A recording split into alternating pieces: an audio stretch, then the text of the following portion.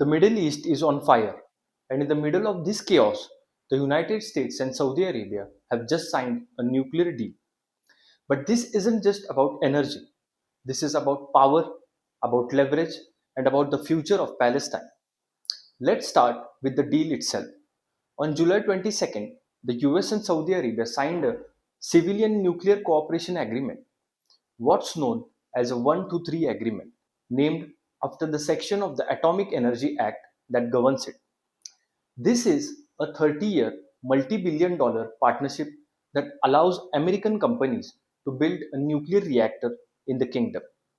But here is the catch. Unlike similar deals with other countries, this one reportedly opens the door to Saudi Arabia enriching uranium and reprocessing spent nuclear fuel on its own soil. Both are potential pathways to weapons grade material. The UAE, for comparison, gave up both rights when it signed what's known as the gold standard nuclear deal with the US back in 2009. Now, you might be thinking, isn't the US at a war with Iran right now over its nuclear program? The hypocrisy is staggering. While bombing Iran under the pretext of stopping nuclear proliferation, Washington is now handling the very same capabilities to Saudi Arabia, reportedly without the same IAEA additional protocol inspection regime that's been demanded of Iran. Saudi Arabia has only agreed to a bilateral safeguards agreement with Washington instead. Senator Edward Markey, the leading non proliferation voice in Congress, didn't hold back, warning that anything less than the gold standard risks turning the Middle East into what he called a nuclear Wild West and igniting a devastating new nuclear arms race in the region. The deal now heads to Congress, which has 90 days to review it, though blocking it outright will take a two-third majority to override a near certain presidential veto. So the odds of Congress actually stopping this are slim. But then, less than 24 hours later, President Trump threw a wrench into his own deal. On Truth Social, he announced that the nuclear agreement will only take effect if Saudi Arabia joins the Abraham Accords and normalizes relations with Israel. White House Press Secretary Caroline Levitt made it crystal clear to reporters. He has said if they don't join the Abraham Accords, the deal is off. When asked why the condition wasn't mentioned the day before, when Energy Department first announced the signing, Levitt simply said Trump is always the final deal maker. Analysts weren't buying the sequencing. One non proliferation expert at the Foundation of Defense for Democracies suggested the walkback might actually be a convenient way to stall a deal that was already signed before its critics had time to react. Even Netanyahu's own office, despite opposing the enrichment terms, called Saudi Arabia joining the accords a historic leap forward for peace in the Middle East. Now, this puts Saudi Arabia in an impossible position. For years, Riyadh has made its stance clear. There will be no normalization with Israel without a clear path to a Palestinian state with East Jerusalem as its capital. And here is where the entire chariot collapses. Israeli Prime Minister Benjamin Netanyahu has publicly and repeatedly rejected the idea of a Palestinian state. In fact, he is doing everything in his power to make sure one never exists. Just look at what's happening on the ground right now. In the occupied West Bank, violence has erupted. On Friday, armed Israeli settlers entered the Palestinian village of Tel. When villagers came out to defend their homes, clashes broke out. The result, four Palestinian villagers were shot and killed, included two brothers, and a settlement security guard and an army officer were also killed. The Israeli military responded by announcing it was preparing an extensive operation in the West Bank.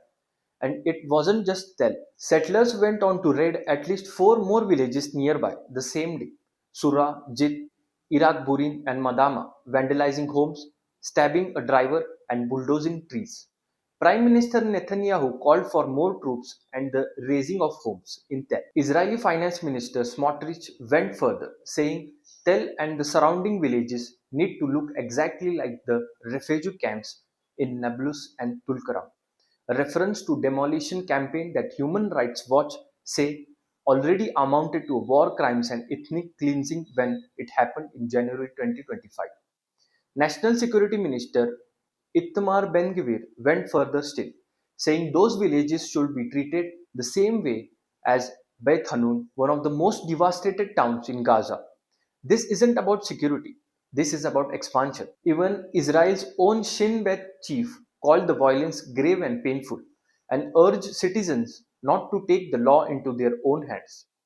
According to the UN's Humanitarian Office, this brings the West Bank's 2026 death toll to the 68 Palestinians killed so far this year, at least 13 of them by Israeli settlers directly.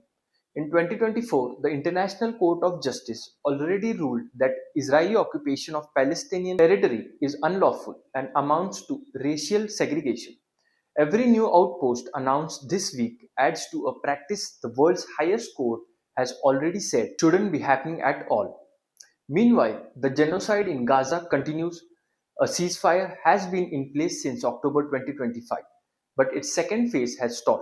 Israel continues to carry out nearly daily strikes. Over 100 humanitarian organizations are urgently calling for an end to Israeli siege and opening of all Gaza crossings. And as if to make a point about who really controls Jerusalem, on July 23rd, more than 4,000 Israeli settlers, led by National Security Minister Ben-Gvir himself, stormed the Al-Aqsa mosque compound, Islam's third holiest site, to mark the Jewish day of mourning Tisha B'Av. They performed religious rituals inside the compound under Israeli police protection, some singing the Israeli national anthem as the Israeli flag was raised inside.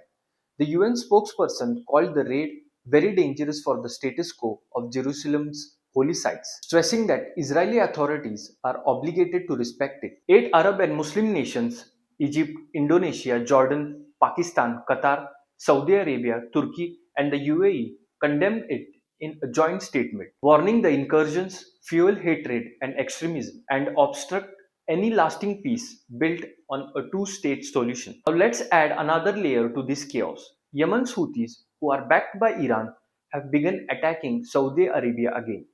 On July 23rd, they launched ballistic missiles, cruise missiles, and drones at two Saudi oil tankers in the Red Sea, the Encilia and the Layla. The Encilia was set ablaze at the bow. Saudi state media said the crew was safe. It was the Houthis' first attack on vessels since they announced a naval blockade on Saudi-linked shipping just 3 days earlier, in retaliation for Saudi Arabian own blockade of Yemen's Houthi-led ports and strike on Sanaa's airport aimed at an Iranian plane. Houthi military spokesperson Yahya Sari said the tankers were struck for violating that blockade. In response, Saudi Arabia launched airstrikes on Houthi-controlled areas in Yemen, targeting telecom facilities and the island of Kamaran. The Houthis have vowed retaliation. The conflict had raged from 2025 to 22 between Saudi Arabia and the Houthis. That war is threatening to reignite, and this time it's unfolding alongside a US-Iran war already straining the region's other vital choke points, the Strait of Hormuz. So here is what we have. The US is fighting a war with Iran, the Houthis are attacking Saudi Arabia, Israeli settlers and soldiers are killing Palestinians in the West Bank, the Gaza genocide continues. Israeli ministers are storming Al-Aqsa, and in the middle of all this, the US signs a nuclear deal with Saudi Arabia, but only if Saudi Arabia abandons the Palestinian cause and recognizes Israel. What message does this send to the people of the region, to Muslims around the world, to Iranians who have been bombed under the pretext of their nuclear program? It sends a very clear message that nuclear weapons and nuclear technology are not about peace. They are about leverage. They are about power, and they are about who gets to have them and who doesn't. Saudi Arabia has a significant leverage over the United States. As a strategic partner with deep trade, economic, and military ties, Riyadh is in a position to make demands. But as a leader of the Muslim world, Saudi Arabia faces a choice. Will it abandon the hopes of Palestinian people and the broader Muslim world? Will it join the Abraham Accords and normalize relations with a regime that is actively denying Palestinians their rights to statehood? A regime that is expanding settlements, storming holy sites, and killing with impunity. Saudi Arabia has said before, no Palestinian state, no recognition of Israel. The question is whether that principle will hold when billions of dollars and nuclear technology are on the table. But here is the deeper truth. What happens in Palestine doesn't stay in Palestine. The occupation, the expansion, the denial of rights, these are not just Palestinian issues. They are the fault line of entire region. When Israel kills any part to the two-state solution, it doesn't just destroy Palestinian hopes, it destroys the possibility of peace in Middle East. It fuels extremism, it destabilizes governments, it triggers wars. The US-Saudi nuclear deal, the war on Iran, the Houthis attack, the West Bank violence, the storming of Al-Aqsa, these are not separate stories. They are all connected by one thread, the question of Palestine. As long as that question remains unanswered, as long as the world watches while Palestinians are killed, displaced, and denied their rights, the Middle East will remain on the fire. Because what happens in Palestine doesn't just follow the Middle East, it follows the entire world.